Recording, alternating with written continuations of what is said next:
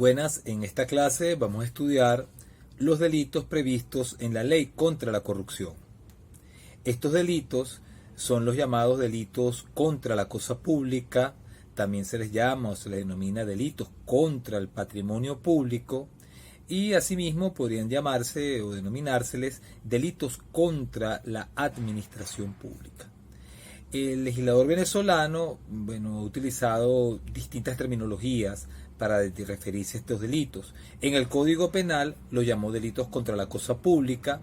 En leyes especiales anteriores lo llamó delitos contra el patrimonio público, la antigua ley de salvaguarda del patrimonio público.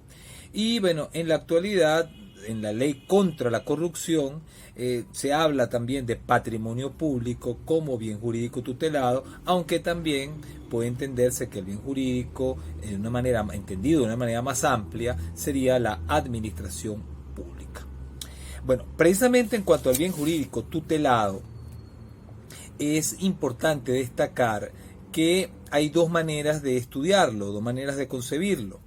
Una manera, yo creo que la más correcta, entender que el bien jurídico no es estrictamente de naturaleza patrimonial, sino que el bien jurídico tiene que ver con la función. Es decir, se protege la función administrativa del Estado, la función público-administrativa del Estado, indispensable para la resolución de conflictos sociales. ¿Qué es lo que se protege? El normal desenvolvimiento, así como cuando hablamos de los delitos contra la administración de justicia, que dijimos que el bien jurídico tutelado era el adecuado, el correcto desenvolvimiento de la función jurisdiccional. En el caso de los delitos contra la administración pública, también sería ese normal, ese correcto desenvolvimiento. Correcto desenvolvimiento que se vería perturbado cuando se produce una afectación a su patrimonio, cuando los funcionarios públicos incumplen sus deberes funcionales, muchos de naturaleza ética, como deberes de lealtad, de fidelidad al Estado, etcétera, etcétera. Sin embargo, insisto,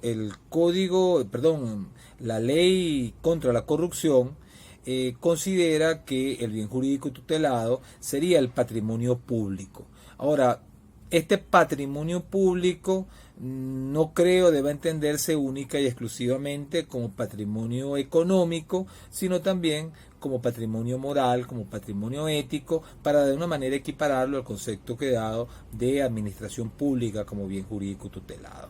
Fíjense que en el artículo primero de la ley,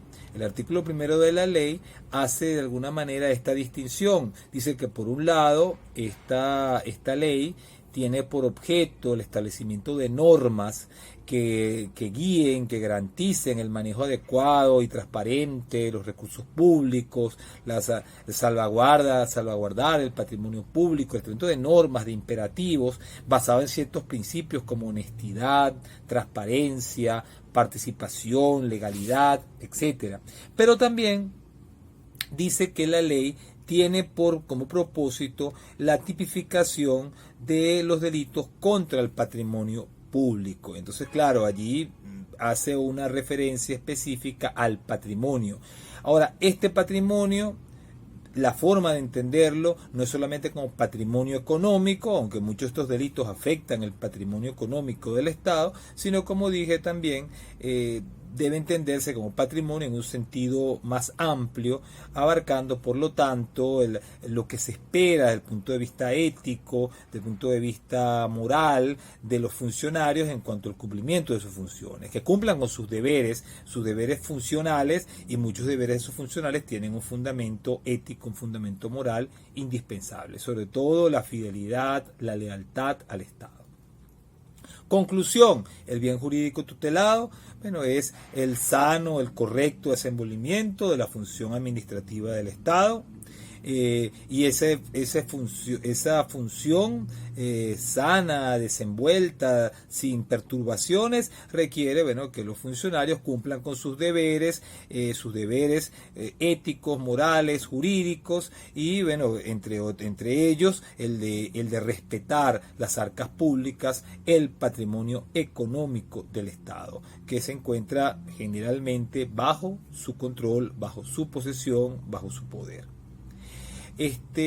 Una última observación que quisiera hacer antes de pasar a estudiar los delitos en particular, salvo bueno, algunas observaciones que me debo hacer sobre algunas cuestiones generales. Fíjense, la primera observación que quiero hacer es que esta ley contra la corrupción no es una ley formal, sino que es un decreto ley del presidente de la República. Esto ya de por sí hace dudar de la constitucionalidad de este cuerpo legal. Es decir, hace dudar de la constitucionalidad. ¿Por qué? Porque las leyes penales deben surgir del Parlamento. Como decía Beccaria, las leyes penales deben ser pactos de hombres libres, deben surgir del consenso entre los ciudadanos en situación de igualdad. Es decir, el presidente puede tener mucho apoyo popular, pero nunca va a representar a la generalidad, a todos los ciudadanos. Y cuando se trata de leyes penales, leyes que limitan las libertades individuales, se requiere el acuerdo general, la participación de todas las personas interesadas. Y eso solamente puede lograrse en el Parlamento. Bueno, es verdad, puede alguien decir que la Constitución venezolana aparentemente le da la facultad de dictar decretos leyes al presidente en materia penal. Bueno, una interpretación literal de las normas que tienen que ver con la función de las funciones del presidente, sí, conducirían a esa interpretación, pero si uno va a los principios, sobre todo a los fundamentos constitucionales, a los principios básicos de la Constitución, la idea del Estado de Derecho, la idea de separación de poderes, la reserva legal, son directrices incuestionables, directrices que no pueden olvidarse, obviarse, sin que se deje de ser un Estado de Derecho, un Estado de Derecho democrático. Es decir, no pueden ser interpretadas normas constitucionales en contraposición a los principios que fundamentan a la Constitución, porque si no, se desdice de la propia Constitución, se pierde pues el sentido de la Constitución. Conclusión, bueno, estas normas, a mi manera de ver, este cuerpo legal es inconstitucional. Voy a hacer comentarios respecto del mismo, porque es lo que se aplica, porque es lo que deben aprender los estudiantes, pero los estudiantes deben saber que estas normas son inconstitucionales y que en el futuro, cuando resurja la democracia en Venezuela, deberán elaborarse por el Parlamento una nueva ley contra la corrupción. Lamentablemente, aquí en Venezuela abundan leyes penales hechas por la vía de decreto ley, incluso el Código Orgánico Procesal Penal es fruto de un decreto ley del presidente de la República, lo cual a todas luces es inconstitucional y bueno, y es una demostración gravísima de arbitrariedad estatal, tanto así que muchas de esas normas que contiene el Código Orgánico Procesal Penal, además de ser en sí mismas inconstitucionales, tienen una inconstitucionalidad, es decir, además de tener una inconstitucionalidad de origen, tienen otras razones para considerarse inconstitucionales, porque son simplemente manifestación de arbitrariedad de lo que han llamado algunos autores un derecho penal del enemigo. Un derecho penal del enemigo, pero que paradójicamente se le aplica a la generalidad de los ciudadanos, porque el Código Orgánico Procesal Penal está dirigido no a enemigos, sino a la generalidad de los ciudadanos. En otras palabras, para quienes detentan el poder, los ciudadanos son sus enemigos, o aparentemente son sus enemigos, porque el Código Orgánico Procesal Penal, así como muchas otras leyes penales, han tenido esa orientación punitiva, más severa, violatoria de derechos fundamentales, como es lo que han llamado o lo que se denomina el derecho penal del enemigo. Otra cuestión importante que debemos recordar antes de estudiar los delitos, en particular, después de haber hablado del bien jurídico tutelado, es que hay diferentes clases de delitos. Los delitos previstos en la ley contra la corrupción son generalmente delitos especiales. Los delitos especiales se contraponen a los llamados delitos comunes. Y los delitos especiales, además, tienen una clasificación que voy a explicar en delitos de especiales propios y delitos especiales impropios. En general, un delito es especial cuando el tipo que lo describe exige condiciones, requisitos específicos para ser autor del hecho. Es decir, cuando el delito no lo puede cometer cualquiera, sino que para cometer el delito es necesario tener determinada condición, por ejemplo, la de médico, testigo, funcionario, juez, abogado, etcétera, estaremos hablando de un delito especial. En cambio, estaremos en presencia de un delito común cuando el tipo legal del delito, cuando la descripción del hecho punible en la ley no exija ningún requerimiento para ser autor. Es decir, que cualquiera podría entonces ejecutar el hecho punible. En estos casos el legislador utiliza expresiones como aquel que, cualquiera que, el individuo que haya realizado tal conducta será castigado. Como dije, dentro de los delitos especiales hay dos modalidades, los llamados delitos especiales propios y los delitos especiales impropios. Un delito es especial propio cuando ese delito única y exclusivamente lo podrá realizar aquel que tenga determinada condición o característica, la característica o condición señalada en el tipo.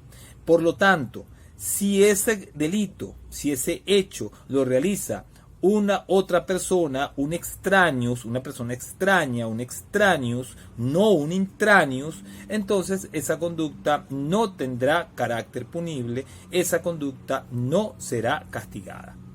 O sea, cuando un delito especial es propio, estamos hablando de un delito especial propio, el extraños no tendrá responsabilidad penal por la realización de la acción y a lo sumo podría llegar a tener la condición de partícipe, como lo veremos en su momento. Como partícipe significa como cómplice, como cooperador, pero nunca podría ser autor del delito el extraños cuando se trata de un delito especial propio. Un delito será especial impropio cuando el delito sea común, o sea, cuando pueda ser ejecutado por cualquiera. Sin embargo, en caso que lo realizase un intraños, es decir, una persona con ciertas características, con ciertas condiciones requeridas en la ley, esa persona tendrá responsabilidad, pero una responsabilidad agravada. Es decir, en los delitos especiales impropios, la condición requerida en el tipo lo que hace es agravar la responsabilidad penal respecto del hecho que sería también punible para cualquier persona. Es decir, es un delito común en el cual la responsabilidad penal se agrava en razón de la condición o requerimiento o característica especial establecida para el autor. Esto que estoy diciendo tiene mucha importancia en la resolución de casos prácticos. Es decir, esto que estoy diciendo de la distinción entre el intraños y el extraños, tratándose un delito especial propio o un delito común.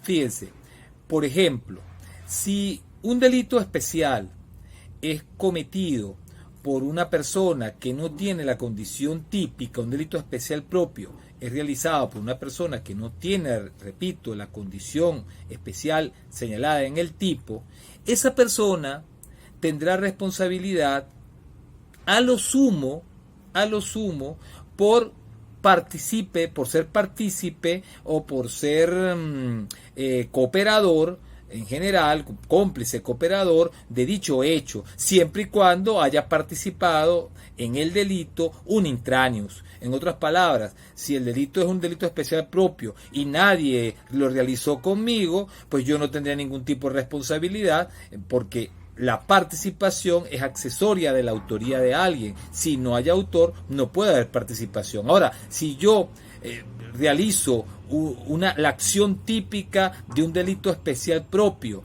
pero yo no tengo la condición requerida en el tipo, yo soy un extraños, pero sí estuvo conmigo un intraños en el caso concreto, pues entonces el intraños será autor del delito, mientras que yo seré partícipe a pesar de haber realizado la acción típica. Fíjense, los delitos especiales propios son lo que ha llamado Roxin y lo ha llamado también Jacobs delitos de infracción de deber. Son delitos que implican el quebrantamiento o la violación de un deber muy particular que incumbe al autor. Por lo tanto, el que no tenga el deber no puede ser autor independientemente de lo que haya hecho. Por eso la distinción que he hecho entre intráneos y extraneos. Si yo soy funcionario público y es un delito de funcionario y yo me valgo, por ejemplo, de un tercero para que no es funcionario para que realice la acción, bueno, ese tercero nunca podrá ser autor aunque haya realizado la acción delictiva. Yo, en cambio, a pesar de no haber realizado la acción, como he violado el deber, porque he infringido el deber, seré autor del delito, mientras que el extraño tendrá responsabilidad como partícipe, tendrá responsabilidad como cómplice, como cooperador mío en ese delito, ya que él no puede ser autor precisamente por no tener el deber, por no tener las cualidades necesarias para quebrantar la norma.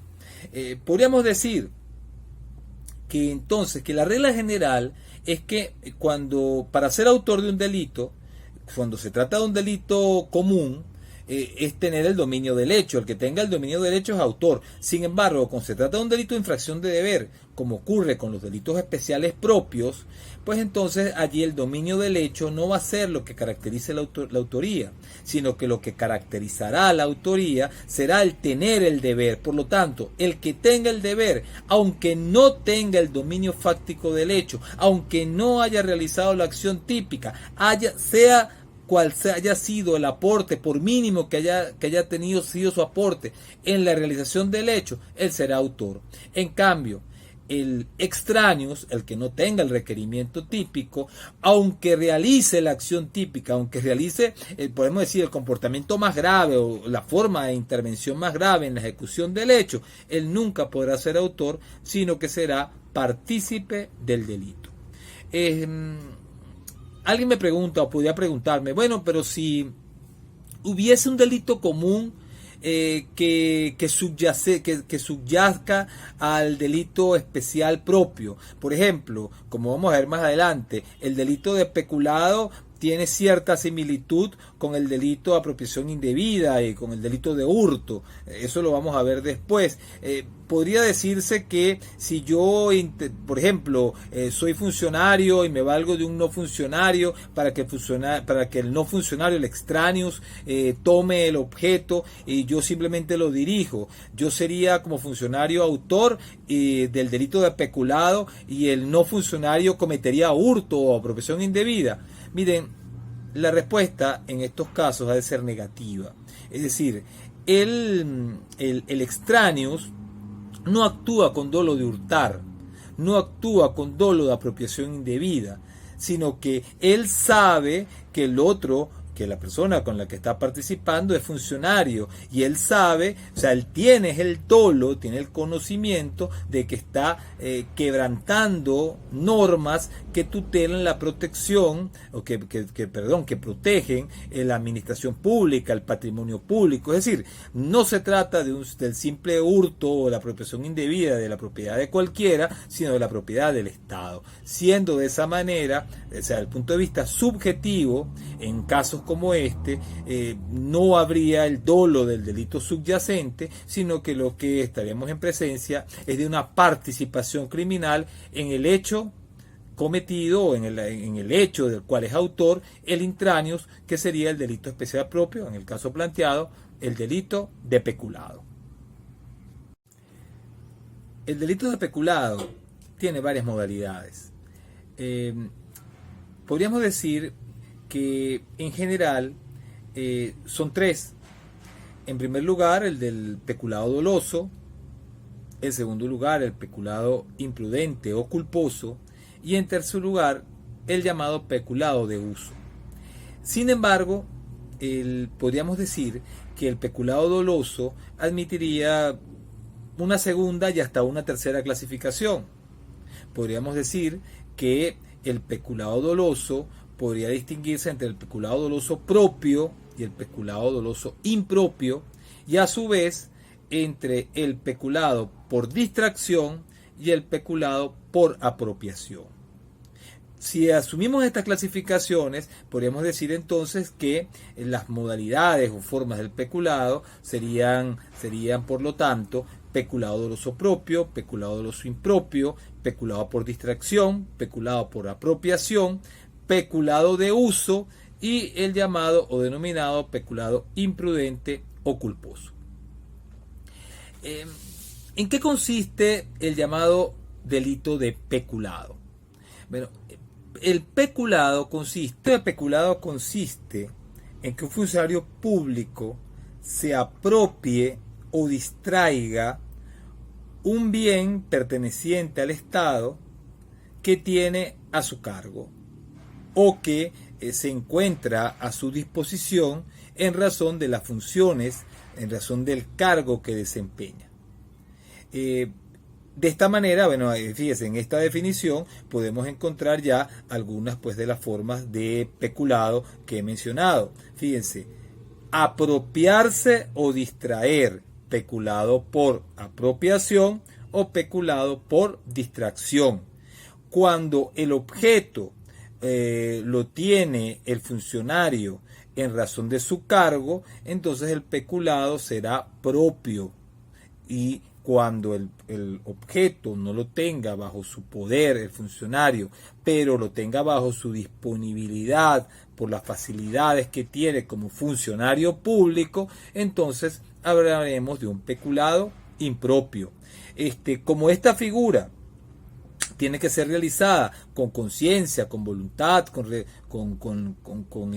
fin, con el propósito de causar el daño al bien jurídico, entonces, bueno, en estos casos hablaremos de peculado doloso. Entonces, fíjense que aquí surge el peculado doloso propio, el peculado doloso impropio, el peculado por distracción y el peculado por apropiación. ¿Qué significa apropiarse? Bueno, apropiarse es comportarse como dueño, tomar el objeto para sí con la intención de no restituirlo, de no regresarlo, teniéndolo bajo su poder. Una cosa es apoderarse y otra cosa es apropiarse. Se apodera el que no tiene bajo su posesión el objeto, le quita la posesión a otro para tomar la posesión. Se apropia, en cambio, aquel que tiene en su poder el objeto, ya sea porque se lo entregó su dueño, ya sea por la función o cargo que desempeña, en el caso de lo que ocurre en el caso del delito de peculado, pero no lo restituye o no lo piensa restituir comportándose como dueño del objeto. Esto es lo que llamaremos peculado por apropiación. El peculado por distracción, en cambio, ocurrirá cuando el autor dé una aplicación, un uso distinto al objeto, a la cosa, al bien que pertenece al Estado y que tiene bajo su poder. Se trata del peculado doloso propio. Por ejemplo, resulta que el objeto está destinado a una determinada función pública, y yo para obtener un beneficio con el propósito de obtener una ganancia, este elemento subjetivo fundamental en este delito, yo el bien lo dispongo para otro uso distinto, para otra función distinta, para otra utilidad distinta que efectivamente me produzca ganancias. Esto es lo que se llama, repito, el peculado por distracción. O sea, el que distrae no se comporta como dueño en el sentido de que él podría devolver el objeto, él podría devolverlo, o sea, no quiero ser el dueño, pero durante el tiempo que estoy ejerciendo, controlando el objeto, ejerciendo el cargo, controlando el objeto, le doy una utilidad, un uso distinto al mismo, a los fines de obtener un beneficio económico, ya sea para mí o para un tercero. Tanto en el peculado por distracción como en el peculado por apropiación, es indispensable que el autor actúe con un determinado elemento subjetivo. ¿Cuál es ese elemento subjetivo? El de obtener una ganancia para sí o para un tercero. El de peculado es, por lo tanto, un delito en el cual debe producirse necesariamente un daño patrimonial al Estado. Daño patrimonial que se manifestará con la pérdida del objeto o con el uso o la utilidad distinta que se le dé diferente a la función pública para el que estaba destinado. Además, evidentemente, en el delito de peculado se viola, se quebranta ese deber de lealtad, de fidelidad que tienen los funcionarios o que deben tener los funcionarios en el cumplimiento de sus funciones. Fíjense, qué tan desleal ha de ser un funcionario como para que un objeto que se le da para un uso determinado, pues le dé un uso distinto para obtener beneficios, o simplemente se comporte como dueño y pretenda no restituirlo. Recapitulando, entonces, en el peculado doloso propio, el autor tiene el objeto en su poder, mientras que en el peculado doloso impropio el funcionario no tiene el objeto en su poder. ¿Por qué tiene su poder el objeto el funcionario en el peculado doloso propio? Bueno, porque el objeto, por sus funciones, lo tiene encomendado, o él tiene que recaudarlo, administrarlo, custodiarlo de acuerdo a la ley. En cambio, en el peculado doloso impropio, la persona lo que hace es aprovecharse de la condición de funcionario para tomar, para apropiarse del objeto, o dejar que otro lo utilice, o que otro se apropie de él, dadas esas facilidades que tiene como funcionario.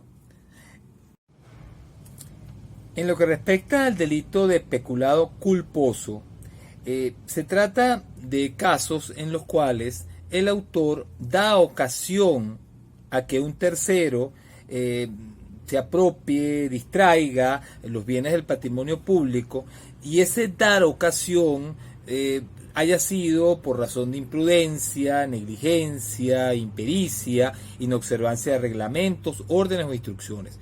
En otras palabras, es decir, en el delito de peculado culposo, el autor no se apropia ni distrae el objeto, sino que da ocasión a un tercero para que apropie o se distraiga el objeto, y ese dar ocasión ha de ser, repito, por falta de pericia, por ligereza, por inobservancia de reglamentos, órdenes, instrucciones, mas no de haber actuado con dolo. Si el autor dolosamente da ocasión a que un tercero se apropie o distraiga del objeto, estaremos en un delito de peculado doloso que podría ser impropio,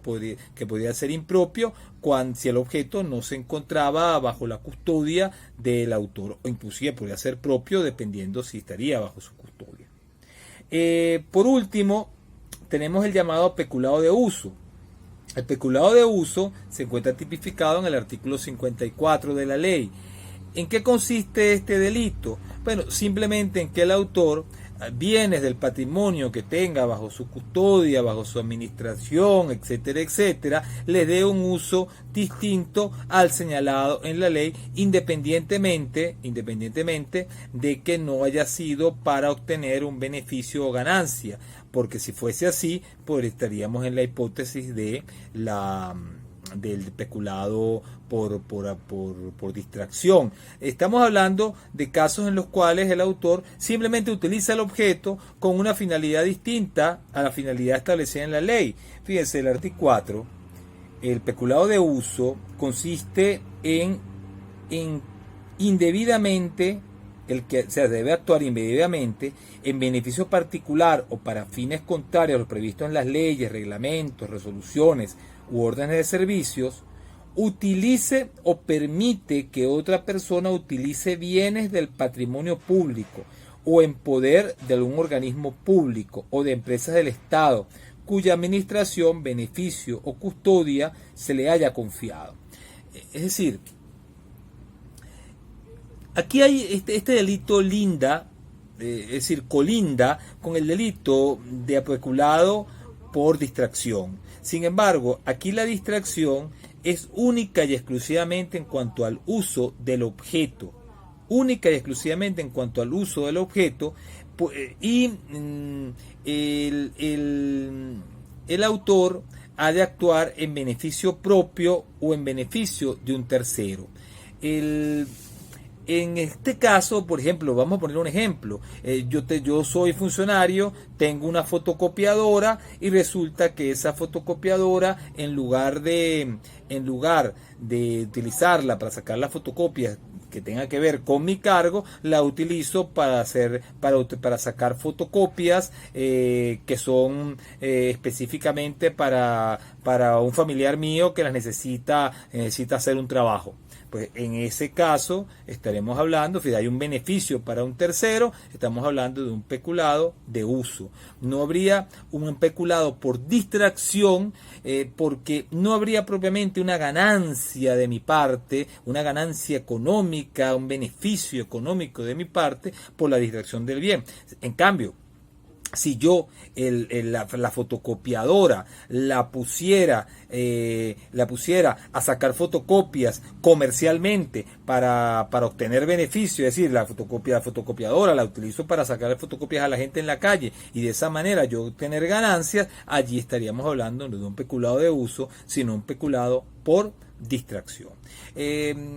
Importante destacar que para cuando uno habla del delito de peculado, sobre todo el peculado de uso, hay conductas que podrían estar socialmente adecuadas en el sentido de que desde el punto de vista objetivo muchos podrían afirmar o considerar que no habría que considerar que son típicas o típicos estos comportamientos, como por ejemplo si yo estoy en el trabajo y uso la computadora y reviso mi Facebook o reviso mi cuenta de Instagram, pues eso pudiera considerarse un peculado de uso, de acuerdo al texto del artículo 54. Sin embargo, bueno, son conductas socialmente adecuadas, conductas que quizás no producen una lesión del bien jurídico que pudiera justificar el considerárseles de carácter delictivo. No obstante, bueno, esto es una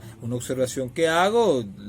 Hay autores que son totalmente contrarios a la teoría de la imputación objetiva y rechazan, bueno, que en casos como estos pueda excluirse la tipicidad objetiva del delito, y lo que podría más bien es plantearse un problema de antilicitud o antijuricidad. No obstante, bueno, es de observar que la teoría de la imputación objetiva es una de las posiciones, se quiere, de mayor importancia en la época actual, y la gran mayoría de los autores consideran que la imputación objetiva o la imputación al tipo objetivo constituye un elemento típico. Otros delitos de importancia en la ley contra la corrupción son los delitos de malversación y el delito de concusión. En primer lugar, vamos a hablar de la malversación. El delito de malversación consiste en que un funcionario tenga a su cargo rentas, fondos del Estado, y a esos rentas o fondos deba darle una aplicación determinada, un uso determinado, y de acuerdo a la ley, de acuerdo a los reglamentos, de acuerdo a las normativas, y sin embargo él agarre y le dé una aplicación o uso distinto. No tiene que ser en beneficio propio. Fíjense que aquí es importante destacarlo, porque si no habría un peculado por distracción. Puede ser incluso en beneficio del Estado y habría el delito de malversación de todas maneras. Recuerden que el bien jurídico, como lo dije al comienzo, el bien jurídico tutelado en estos delitos es el correcto, el adecuado desenvolvimiento de la función pública, de la función administrativa del Estado. Esta función administrativa está regida por una serie de criterios, de principios, sobre todo de la legalidad, de la eficiencia, y la responsabilidad y corresponsabilidad de los funcionarios. El funcionario debe cumplir la normativa, debe cumplir los presupuestos tal como están presupuestados. Es decir, si él da un fondo o renta, tiene que darle un determinado uso, pues ese uso es el que debe realizar. Es decir, si a mí me dieron un dinero para hacer unas casas, yo tengo que hacer unas casas con ese dinero y no utilizarlo para comprar unos libros o para comprar o hacer un puente. Es decir, la función La función pública debe de hacerse, debe verificarse de la manera más transparente, y por eso todo lo que está presupuestado de una determinada manera, así debe ser cumplido. Se cometerá el delito de malversación, por lo tanto, incluso aunque el funcionario pues el dinero lo utilice para darle mayores beneficios, para causar un mayor beneficio público. Podría quizás aceptarse como excepción los llamados supuestos de estado de necesidad. Es verdad, si es posible que por una emergencia independiente de la voluntad del autor, por ejemplo, una crisis, un suceso natural, un terremoto, no sé, un terremoto, una hambruna, etcétera, se necesitan que ciertos fondos que están destinados para determinada área se utilicen en otra, para paliar los efectos de esa desgracia, de esa causa natural. Bueno, es posible que en casos como esos si no se castigue el delito no deba castigarse el delito de malversación, porque estaríamos en presencia de una causa de justificación o de inculpabilidad, bueno, dependiendo como uno entienda que constituya el estado de necesidad, entendiendo o tomando como punto de apoyo los bienes jurídicos tutelados. Pareciera pues pudiera ser una causa de justificación en casos como esto, porque siendo el bien jurídico tutelado es de mayor importancia que el sacrificado, que sería en este caso la administración pública. El delito de concusión, fíjense, la palabra concusión viene de concutere.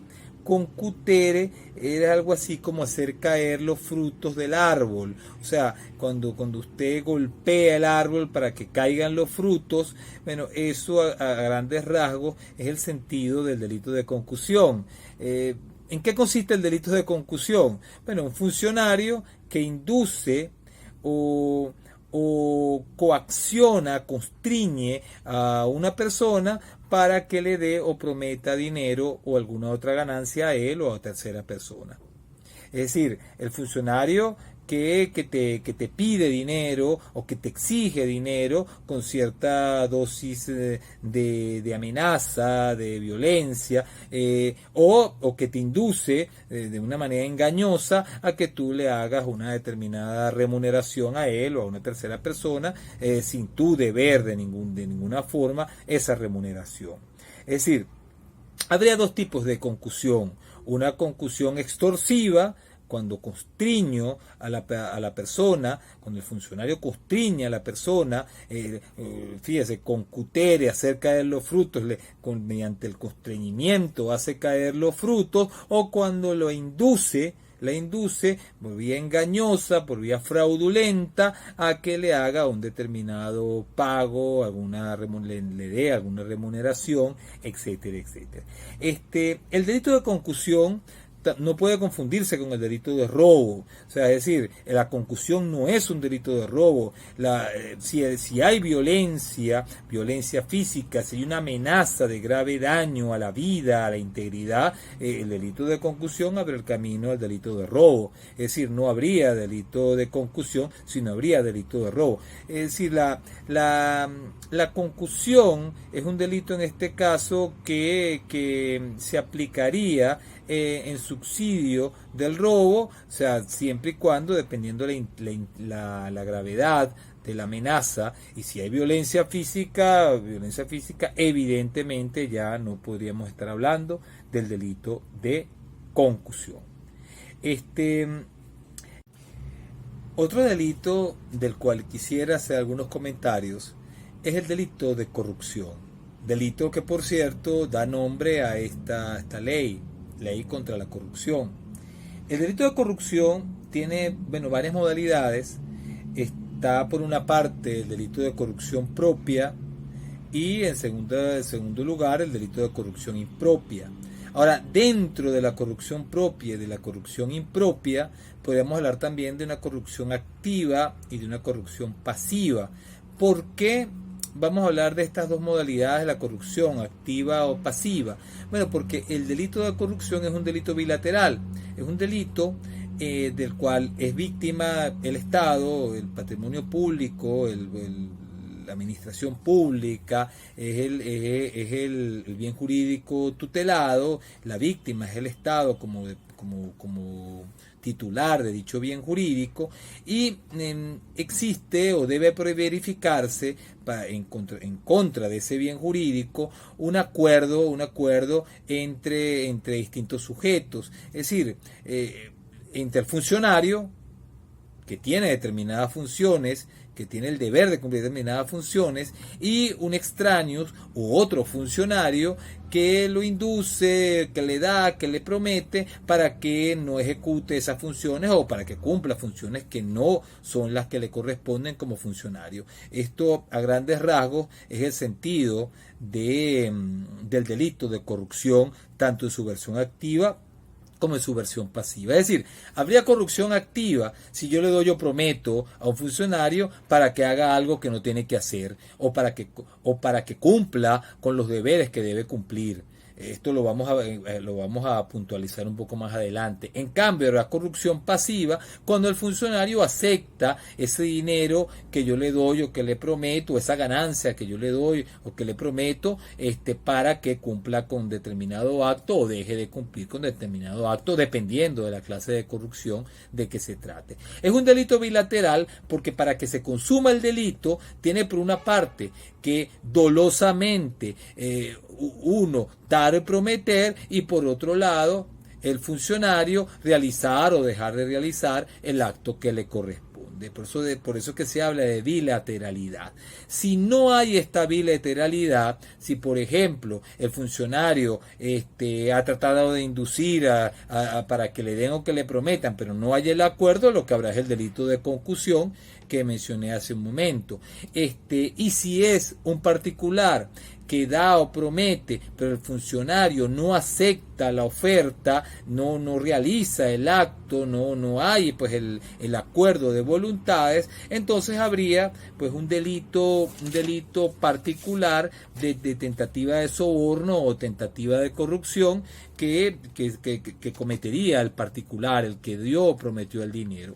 Es decir, en el delito de corrupción, la tentativa por parte de aquel que da o promete, el que simplemente con dar o prometer, aunque el funcionario no realice el acto, ya de por sí consuma el delito de tentativa de corrupción activa, o si quiere tentativa de soborno, que como lo mencionaban anteriormente nuestros autores.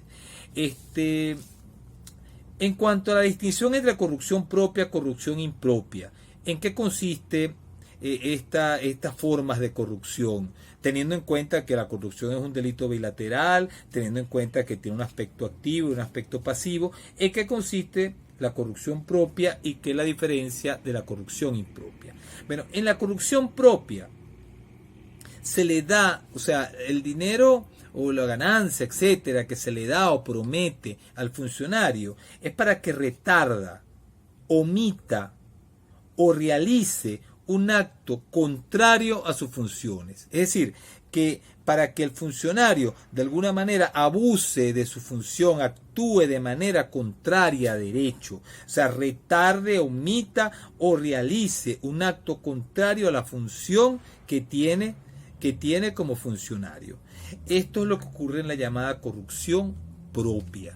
En cambio, en la corrupción impropia, la persona, o sea, el funcionario, va a recibir para sí o para otro, se le da o se le promete para sí o para otro, retribuciones que no se le deben por realizar actos propios de su función. Es decir, en la corrupción impropia, el funcionario se corrompe para hacer lo que tiene el deber de realizar, para cumplir las funciones que debía cumplir de acuerdo a la ley. O sea, en la propia, el funcionario hace algo que no está dentro de su competencia, mientras que en la corrupción impropia el funcionario recibe una remuneración o se hace prometer para sí o para un tercero una remuneración, una ganancia por una acción, por una función, por un acto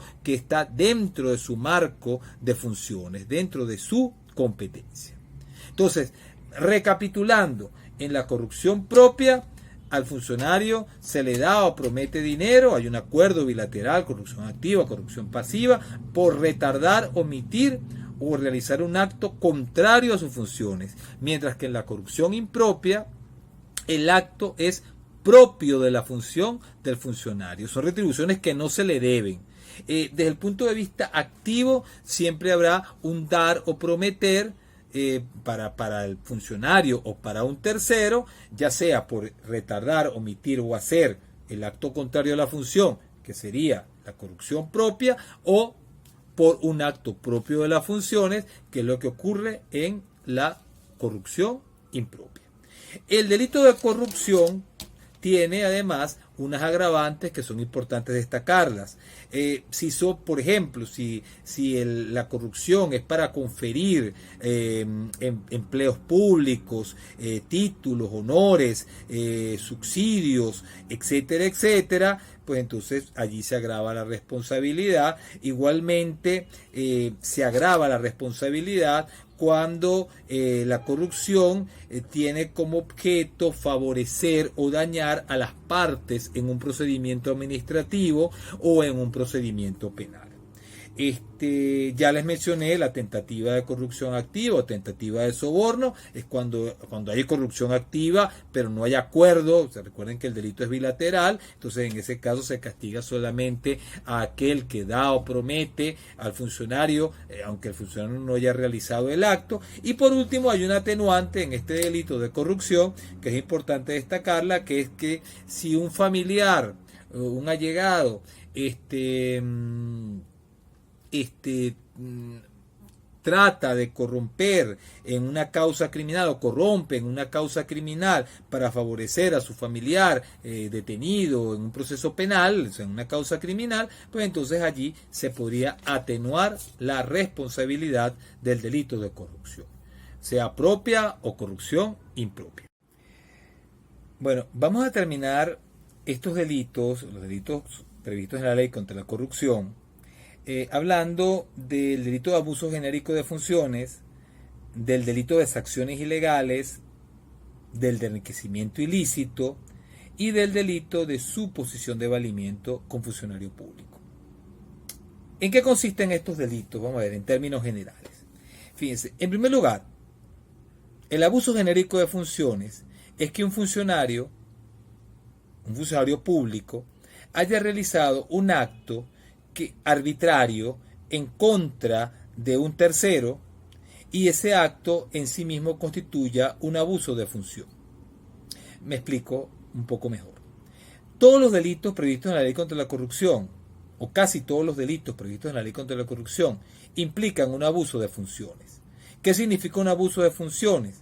Es decir, implica que el autor, el funcionario público, actúe de manera contraria a la ley. Es decir, que actúe fuera de su competencia, realice actos no autorizados por la ley o que se exceden los límites establecidos en la ley para la realización de dicha actividad. Eso a grandes rasgos es el abusar de la función, actuar arbitrariamente, actuar de manera discrecional sin tener en cuenta lo que dice la ley, lo que contemplan las normas, los reglamentos en cuanto a la actividad del funcionario. Ahora, repito, está en el centro de la gran mayoría de los delitos. En la corrupción hay un abuso de función, en la concusión hay un abuso de la función, en el peculado hay un abuso de la función. Ahora, ¿qué es lo que pretende el legislador con el abuso genérico de funciones? Bueno, que cuando un funcionario realice un acto arbitrario en contra de una persona, y ese acto no esté previsto específicamente como delito contra la corrupción o como cualquier otro delito, pero que ese acto constituya un abuso de la función, es decir, que el autor esté actuando de manera contraria a derecho, pues ese hecho no quede impune. Lo que pretende el legislador es que eso no quede impune y se castiga como abuso genérico de la función. Es decir, si yo realizo cualquier acto arbitrario en perjuicio de una persona que no esté previsto como delito, entonces, pero que signifique un abuso de mi función como funcionario público, habré cometido el delito de abuso genérico de funciones. El delito de abuso genérico de funciones es un delito, por lo tanto, subsidiario. Es un delito que se aplica en subsidio de otros delitos. Es decir, si yo, por ejemplo, abusando de mi función, le causo unas heridas al particular, bueno, habrá delito de lesiones, habrá delito de tortura, es decir, habrá cualquier otro delito de los previstos en la ley, y no el abuso genérico de funciones. El abuso genérico de funciones se aplicará en defecto de otros delitos. Si no hay otro, si la conducta realizada por mí no está prevista específicamente como cualquier otro delito, pues entonces será un abuso genérico de función. Oye, resulta que yo estoy haciendo mi cola para la gasolina, y resulta que un funcionario me dice, no, tú te sales de la cola porque a mí me da la gana que te salgas de la cola. Bueno, y yo me tengo que salir de la cola porque me mandó a sacar arbitrariamente de la cola. Bueno, ese hecho pudiera ser un abuso genérico de función, es un acto arbitrario, contrario, o sea, está fuera de la competencia del funcionario, no tiene fundamento ese acto y pues pareciera no entrar o no enmarcarse en alguna otra figura delictiva principal, ni contemplada en la ley contra la corrupción, ni contemplada en el Código Penal o en alguna otra ley especial. El delito de acciones ilegales, por su parte, consiste en que un funcionario cobre o exija un impuesto o una tasa a los particulares o a terceros, tasas que son ilegales, o sea, que es decir, que no están contempladas en la ley, o que se valga de un procedimiento no establecido en la ley para el cobro de las mismas. O sea, si yo, repito, un impuesto, una tasa, pretendo cobrarla, pero esa tasa o impuesto no está prevista, o sea, se viola el principio de legalidad, no está prevista en la ley, o me valgo de un procedimiento que no está tampoco establecido en la ley para cobrar una tasa legal o un impuesto legal, pues entonces habré cometido el delito de exacciones ilegales. Es importante, bueno, que ustedes revisen bien la distinción entre impuesto y tasa para la comprensión de este delito en particular. El delito de enriquecimiento ilícito es una figura que yo creo que es importante hacer algunos señalamientos con respecto a la constitucionalidad de la misma. ¿Por qué? Porque hay quienes consideran que el enriquecimiento ilícito es una figura inconstitucional. Entonces, bueno, vamos a dejarlo allí. Es decir, hay quienes piensan que el enriquecimiento ilícito es inconstitucional. ¿Por qué? Bueno, vamos a ver en qué consiste. Existe enriquecimiento ilícito cuando una persona, una vez que, bueno, que comienza a desempeñar un cargo, una persona, bueno, debe haber elaborado una declaración jurada de patrimonio. Es decir, debe quedar constancia de cuáles eran los bienes que tenía cuando comienza la función. Si luego de haber cumplido con su función resulta que ha obtenido un incremento patrimonial desproporcionado en relación a sus ingresos, es decir, que esta persona tiene mucho más bienes de los que podría tener de acuerdo a los ingresos que señalados en la ley, señalados para su cargo, pues entonces, claro, teniendo en cuenta también los bienes que tenía con anterioridad, entonces en principio habría el delito de enriquecimiento ilícito. Ahora, el delito no consiste en obtener, sino que el delito consiste en no poder justificar cuando se le haya requerido la justificación de por qué tiene esos bienes. Es decir, ¿en qué consiste el enriquecimiento ilícito? Que yo tenga unos bienes que no pueda justificar su procedencia. O sea, que yo tenga un incremento desproporcionado de mis bienes, habiendo sido funcionario público, y no pueda de ninguna manera justificar por qué, de dónde surgieron esos bienes que yo tengo en mi poder. ¿Por qué se considera inconstitucional? Bueno, porque aquí se dice, o dicen algunos, que hay una inversión de la carga de la prueba. Es decir, aquí se estaría violando el principio, se dice, ¿no? Desde el principio de la presunción de inocencia. Si yo te presumo inocente, el Estado es el que tiene el deber de probar la comisión del delito. Yo no tengo que probar que soy inocente, se presume que yo soy inocente y por lo tanto la carga de la prueba la tiene el Estado. Bueno, se dice, se ha sostenido que el enriquecimiento ilícito es inconstitucional porque el autor tendría que aportar la prueba, tendría que justificar la procedencia de sus bienes. Miren, esto es un tema discutible, ya inclusive se podría discutir si realmente existe una carga de la prueba en el proceso penal. No voy a profundizar sobre el punto, pero hay elementos que permitirían sostener o afirmar de que no existe carga de la prueba en el proceso penal, pero yo sí quisiera, en todo caso, destacar que, en primer lugar, el enriquecimiento ilícito es un delito subsidiario.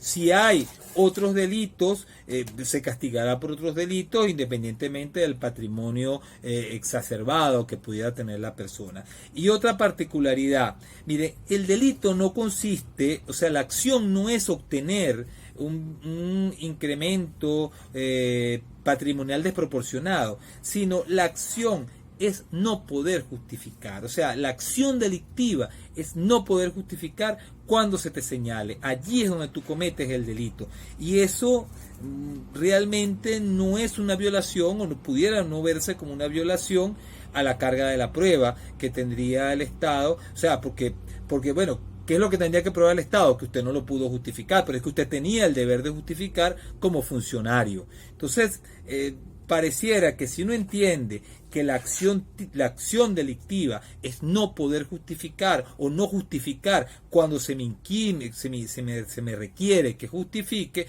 pues realmente pareciera que no habría, a los que consideran que hay una carga de la prueba en el proceso penal, me parece que no habría pues tal violación a la carga de la prueba, eso si se aceptase que hay una carga de la prueba en el proceso penal. Bueno, para terminar, voy a hablarles del delito de suposición de valimiento. El delito de suposición de valimiento como funcionario público se encuentra previsto en el artículo 79 de la ley. Este delito es como una especie o modalidad del delito de estafa. Algunos lo llaman venta de humo. ¿En qué consiste el delito de suposición de valimiento? Bueno, de que yo ante terceros, ante quien podría, entre comillas, parecer la víctima, yo alardeo que tengo una relación estrecha, de importancia, con un funcionario que soy amigo, soy su amigo íntimo, que tengo ascendencia sobre él, y que ese funcionario me está pidiendo una ganancia, cierto dinero, cualquier tipo de remuneración para realizar un determinado acto en que está interesado el tercero, que está interesado en particular. O entonces yo le digo yo al particular, bueno, dame tanto dinero que me está pidiendo el funcionario para él realizar determinado acto, para corromperse, o simplemente por mi intermediación, o sea, por mi participación, para yo ayudarte en este caso, bueno, dame tanto, y así yo hablo con el funcionario. Pero ¿qué pasa?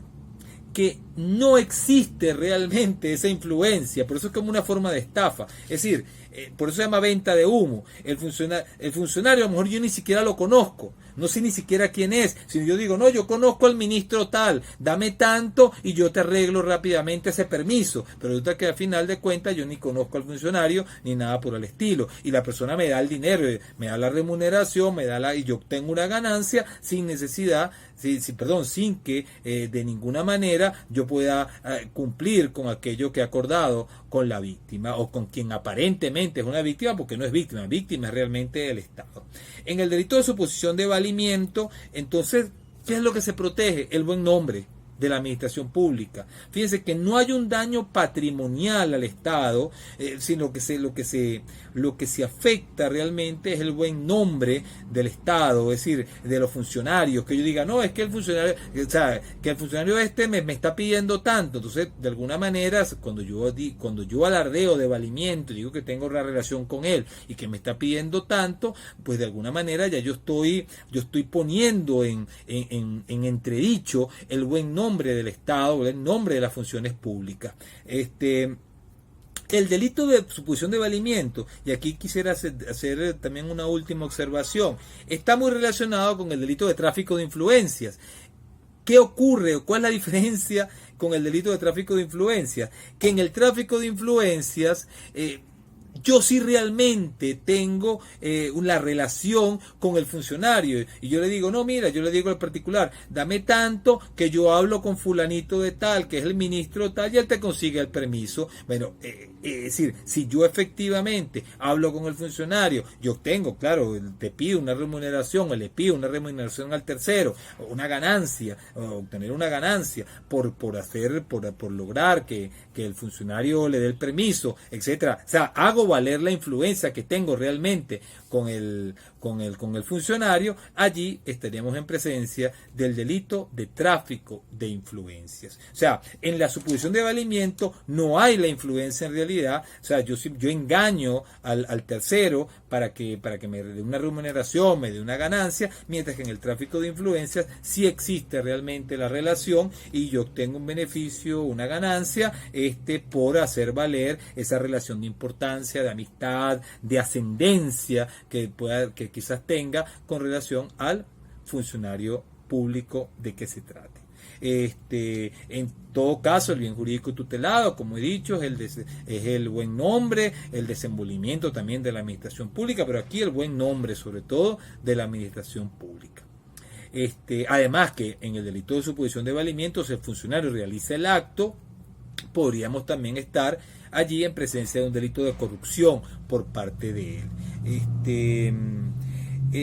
Bueno, para terminar, quisiera también hacer un último señalamiento. Hay un delito en esta ley, que es el delito de calumnia específica de esta ley contra la corrupción. Si usted denuncia o acusa a una persona por la comisión de algún delito en particular de la ley contra la corrupción, pues entonces no se aplicará el Código Penal, el delito de calumnia contemplado en el Código Penal, sino que habrá una calumnia específica, un delito de calumnia específica previsto en esta ley contra la corrupción. Bueno, con esto hemos terminado, he hecho una apretada síntesis de los delitos previstos en la ley contra la corrupción, de los delitos contra la administración pública, haciendo señalamientos, no solamente en cuanto al bien jurídico, sino también en cuanto a algunos de sus elementos fundamentales, el bien jurídico, el concepto de delito especial, de delito de infracción de deber, y así también he hecho una reseña general de las distintas modalidades delictivas, de las más importantes, no todas, modalidades delictivas contempladas en la ley. Bueno, más adelante hablaremos de otras figuras delictivas previstas en leyes especiales o en el Código Penal. Hasta luego. Dentro de los delitos contra la administración pública, vamos a estudiar, vamos a hacer una revista general de ciertos delitos, de algunas de las figuras delictivas.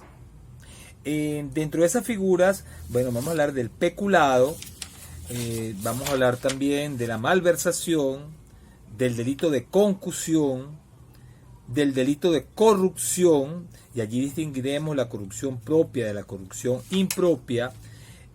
Vamos a hablar también del abuso de funciones, el abuso genérico de funciones, las exacciones ilegales, el delito de enriquecimiento ilícito, y vamos a concluir con el delito de suposición de valimiento con funcionario público.